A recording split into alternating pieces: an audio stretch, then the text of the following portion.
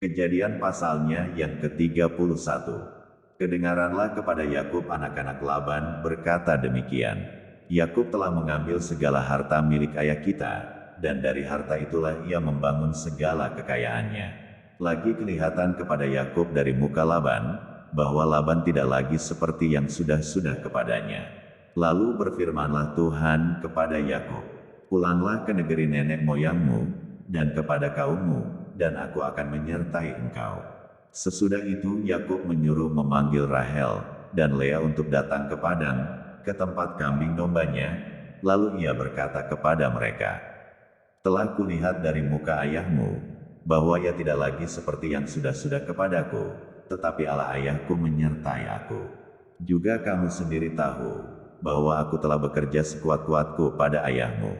Tetapi ayahmu telah berlaku curang kepadaku, dan telah 10 kali mengubah upahku, tetapi Allah tidak membiarkan dia berbuat jahat kepadaku. Apabila ia berkata, 'Yang berbintik-bintiklah akan menjadi upahmu,' maka segala kambing domba itu beroleh anak yang berbintik-bintik. Dan apabila ia berkata, 'Yang bercoreng-corenglah akan menjadi upahmu,' maka segala kambing domba itu beroleh anak yang bercoreng-coreng. Demikianlah Allah mengambil ternak ayahmu, dan memberikannya kepadaku. Pada suatu kali pada masa kambing domba itu suka berkelamin, maka aku bermimpi dan melihat, bahwa jantan-jantan yang menjantani kambing domba itu, bercoreng-coreng, berbintik-bintik dan berbelang-belang. Dan malaikat Allah berfirman kepadaku dalam mimpi itu, 'Yakub,' jawabku, 'Ya Tuhan.' Lalu ia berfirman, 'Angkatlah mukamu, dan lihatlah, bahwa segala jantan yang menjantani kambing domba itu, bercoreng-coreng, berbintik-bintik dan berbelang-belang, sebab telah kulihat semua yang dilakukan oleh Laban itu kepadamu. Akulah Allah yang di Betel itu, di mana engkau mengurapi tubuh, dan di mana engkau bernazar kepadaku. Maka sekarang, bersiaplah engkau, pergilah dari negeri ini, dan pulanglah ke negeri sanak saudaramu.' Lalu Rahel dan Lea menjawab Yakub, katanya, 'Bukankah tidak ada lagi bagian, atau warisan kami dalam rumah ayah kami? Bukankah kami ini dianggapnya sebagai orang asing, karena ia telah menjual kami? Juga bagian kami telah dihabiskannya sama sekali.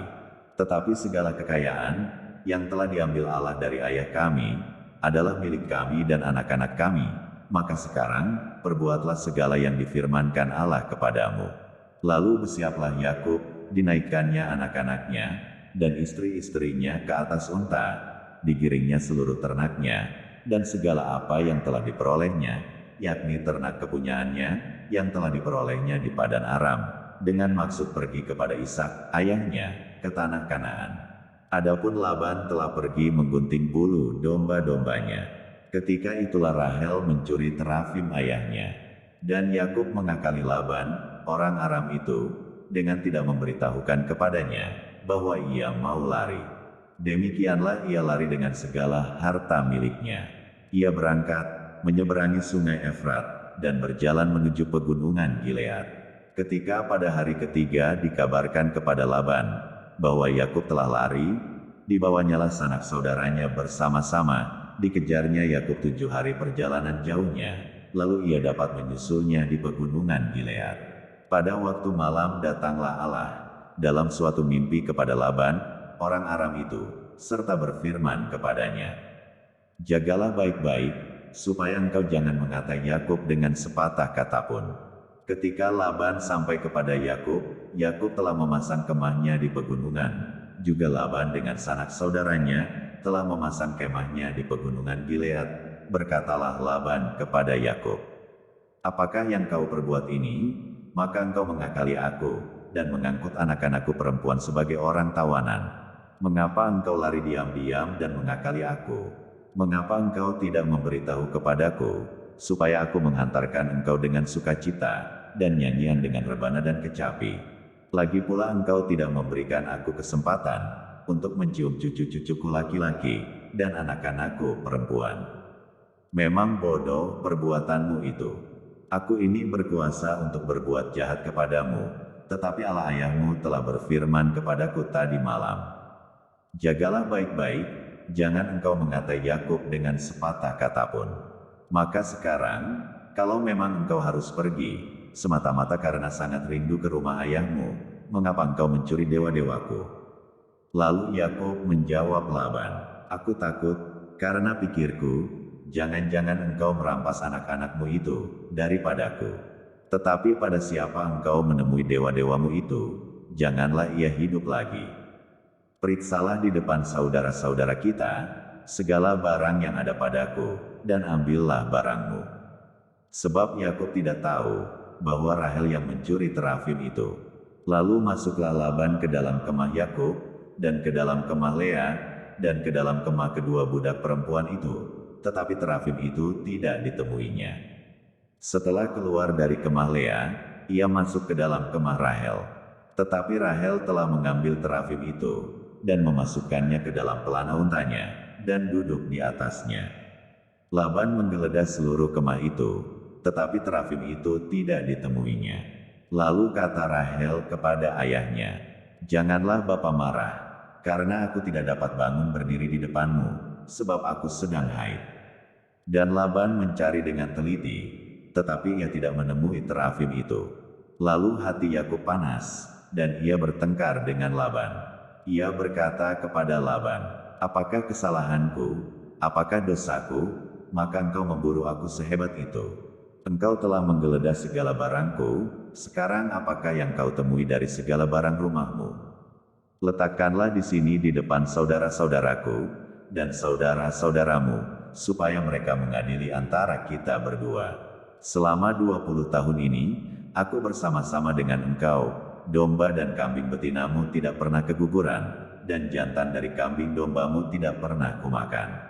Yang diterkam oleh binatang buas, tidak pernah kubawa kepadamu, aku sendiri yang menggantinya. Yang dicuri orang, baik waktu siang, baik waktu malam, selalu engkau tuntut daripadaku. Aku dimakan panas hari waktu siang, dan kedinginan waktu malam, dan mataku jauh daripada tertidur. Selama 20 tahun ini aku di rumahmu, aku telah bekerja padamu 14 tahun lamanya, untuk mendapat kedua anakmu, dan 6 tahun untuk mendapat ternakmu, dan engkau telah 10 kali mengubah upahku. Seandainya Allah ayahku, Allah Abraham, dan yang disegani oleh Ishak tidak menyertai aku, tentulah engkau sekarang membiarkan aku pergi, dengan tangan hampa, tetapi kesengsaraanku, dan jerih payahku telah diperhatikan Allah, dan ia telah menjatuhkan putusan tadi malam." Lalu Laban menjawab Yakub, "Perempuan-perempuan ini anakku, dan anak-anak lelaki ini cucuku, dan ternak ini ternakku, bahkan segala yang kau lihat di sini adalah milikku. Jadi apakah yang dapat kuperbuat sekarang kepada anak-anakku ini, atau kepada anak-anak yang dilahirkan mereka? Maka sekarang, marilah kita mengikat perjanjian, aku dan engkau, supaya itu menjadi kesaksian antara aku dan engkau." Kemudian Yakub mengambil sebuah batu dan didirikannya menjadi tugu. Selanjutnya berkatalah Yakub kepada sanak saudaranya, "Kumpulkanlah batu." Maka mereka mengambil batu, dan membuat timbunan, lalu makanlah mereka di sana di dekat timbunan itu. Laban menamai timbunan batu itu Yegar Sahaduta, tetapi Yakub menamainya Galet. Lalu kata Laban, "Timbunan batu inilah pada hari ini, menjadi kesaksian antara aku dan engkau." Itulah sebabnya timbunan itu dinamainya Galet, dan juga Mispa, sebab katanya, "Tuhan kiranya berjaga-jaga antara aku dan engkau, apabila kita berjauhan. Jika engkau mengaibkan anak-anakku, dan jika engkau mengambil istri lain di samping anak-anakku itu, ingatlah, walaupun tidak ada orang dekat kita, Allah juga yang menjadi saksi antara aku dan engkau." Selanjutnya kata Laban kepada Yakub, "Inilah timbunan batu, dan inilah tugu yang kudirikan antara aku dan engkau, timbunan batu, dan tugu inilah menjadi kesaksian, bahwa aku tidak akan melewati timbunan batu ini mendapatkan engkau, dan bahwa engkau pun tidak akan melewati timbunan batu, dan tugu ini mendapatkan aku, dengan berniat jahat. Allah Abraham dan Allah Nahor, Allah ayah mereka, kiranya menjadi hakim antara kita." Lalu Yakub bersumpah demi yang disegani oleh Ishak ayahnya. Dan Yakub mempersembahkan korban sembelihan di gunung itu. Ia mengundang makan sanak saudaranya, lalu mereka makan serta bermalam di gunung itu. Keesokan harinya pagi-pagi Laban mencium cucu-cucunya dan anak-anaknya serta memberkati mereka. Kemudian pulanglah Laban kembali ke tempat tinggalnya. Yakub melanjutkan perjalanannya, lalu bertemulah malaikat-malaikat Allah dengan dia. Ketika Yakub melihat mereka, berkatalah ia, "Ini bala tentara Allah." Sebab itu dinamainyalah tempat itu Mahanaim. Sesudah itu, Yakub menyuruh utusannya berjalan lebih dahulu mendapatkan Esau, kakaknya, ke tanah Seir, daerah Edom. Ia memerintahkan kepada mereka, "Beginilah kamu katakan kepada tuanku, kepada Esau. Beginilah kata hambamu Yakub, aku telah tinggal pada Laban sebagai orang asing, dan diam di situ selama ini. Aku telah mempunyai lembu sapi, keledai dan kambing domba, budak laki-laki dan perempuan, dan aku menyuruh memberitahukan hal ini kepada tuanku, supaya aku mendapat kasihmu." Kemudian pulanglah para utusan itu kepada Yakub dan berkata, "Kami telah sampai kepada kakakmu, kepada Esau, dan ia pun sedang di jalan menemui engkau, diiringi oleh 400 orang. Lalu sangat takutlah Yakub, dan merasa sesak hati.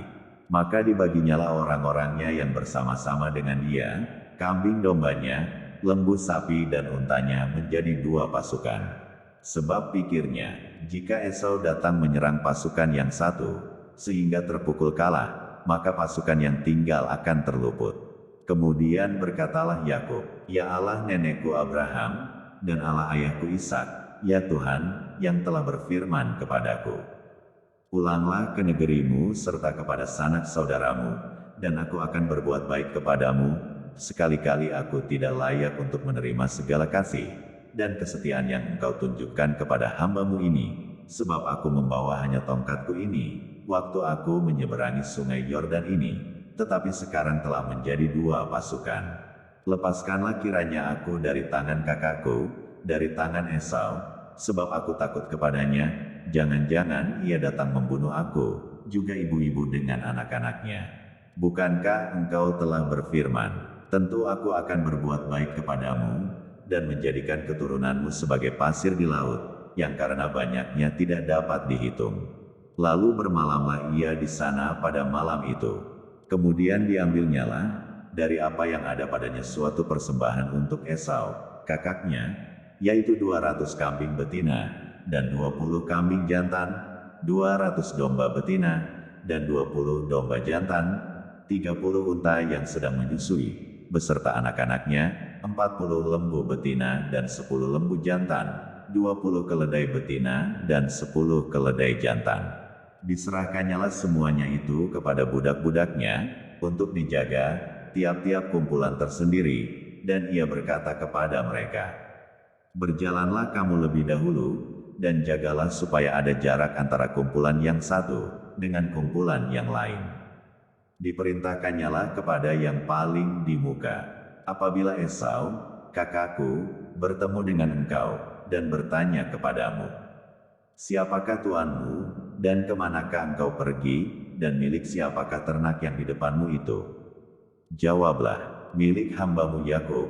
Inilah persembahan yang dikirim kepada tuanku Esau, dan Yakub sendiri pun ada di belakang kami.' Begitulah diperintahkannya baik kepada yang kedua, maupun kepada yang ketiga, dan kepada sekalian orang yang berjalan menggiring kumpulan hewan itu, katanya, 'Seperti perkataanku tadilah, kamu katakan kepada Esau, apabila kamu berjumpa dengan dia, dan kamu harus mengatakan juga, hambamu Yakub sendiri ada di belakang kami.' Sebab pikir Yakub, baiklah aku mendamaikan hatinya, dengan persembahan yang diantarkan lebih dahulu, kemudian barulah aku akan melihat mukanya, mungkin ia akan menerima aku dengan baik. Jadi persembahan itu diantarkan lebih dahulu, tetapi ia sendiri bermalam pada malam itu, di tempat perkemahannya. Pada malam itu Yakub bangun, dan ia membawa kedua istrinya, kedua budaknya perempuan, dan ke-11 anaknya, dan menyeberang di tempat penyeberangan sungai Yabok. Sesudah ia menyeberangkan mereka, ia menyeberangkan juga segala miliknya. Lalu tinggallah Yakub seorang diri, dan seorang laki-laki bergulat dengan dia, sampai fajar menyingsing. Ketika orang itu melihat bahwa ia tidak dapat mengalahkannya, ia memukul sendi pangkal paha Yakub, sehingga sendi pangkal paha itu terpelecok ketika ia bergulat dengan orang itu. Lalu kata orang itu, "Biarkanlah aku pergi, karena fajar telah menyingsing." Sahut Yakub, "Aku tidak akan membiarkan engkau pergi, jika engkau tidak memberkati aku." Bertanyalah orang itu kepadanya, "Siapakah namamu?" Sahutnya, "Yakub." Lalu kata orang itu, "Namamu tidak akan disebutkan lagi Yakub, tetapi Israel, sebab engkau telah bergumul melawan Allah dan manusia, dan engkau menang." Bertanyalah Yakub, "Katakanlah juga namamu." Tetapi sahutnya, "Mengapa engkau menanyakan namaku?" Lalu diberkatinyalah Yakub di situ. Yakub menamai tempat itu Penil, sebab katanya, "Aku telah melihat Allah berhadapan muka, tetapi nyawaku tertolong." Lalu tampaklah kepadanya matahari terbit, ketika ia telah melewati Penil, dan Yakub pincang karena pangkal pahanya. Itulah sebabnya sampai sekarang orang Israel tidak memakan daging yang menutupi sendi pangkal paha, karena dia telah memukul sendi pangkal paha Yakub pada otot pangkal pahanya. Kejadian pasalnya yang ke-33. Yakub pun melayangkan pandangnya, lalu dilihatnyalah Esau datang, dengan diiringi oleh 400 orang. Maka diserahkannyalah sebagian dari anak-anak itu kepada Lea, dan sebagian kepada Rahel serta kepada kedua budak perempuan itu. Ia menempatkan budak-budak perempuan itu, beserta anak-anak mereka di muka, Lea beserta anak-anaknya di belakang mereka, dan Rahel beserta Yusuf di belakang sekali.